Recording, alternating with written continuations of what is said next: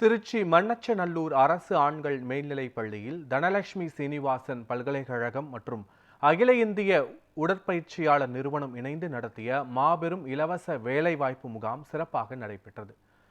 இந்த முகாமை மண்ணச்சநல்லூர் சட்டமன்ற உறுப்பினர் எஸ் கதிரவன் தனது தொகுதிக்குட்பட்ட பட்டதாரிகள் மற்றும் பொதுமக்கள் பயன்பெறும் வகையில் சிறப்பாக ஏற்பாடு செய்திருந்தார்.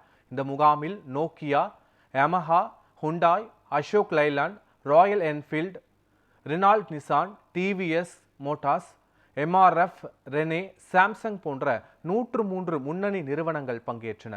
முகாமில் 1500க்கும் மேற்பட்டோர் பங்கேற்ற நிலையில் 1096 பட்டதாரிகளுக்கு 40,000 ரூபாய் வரை சம்பளத்துடன் கூடிய வேலைக்கு தேர்வு செய்யப்பட்டு அவர்களுக்கு சட்டமன்ற உறுப்பினர் எஸ் கதிரவன் பணி நியமன ஆணைகளை வழங்கினார்.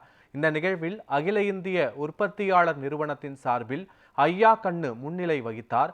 மேலும் மண்ணச்சநல்லூர் அரசு ஆண்கள் மேல்நிலைப்பள்ளி முதல்வர் தண்டபாணி, திமுக பேரூராட்சி தலைவர், ஒன்றிய செயலாளர்கள், கிளை செயலாளர்கள், கழக நிர்வாகிகள் உள்பட பலர் இந்த நிகழ்வில் கலந்து கொண்டனர்.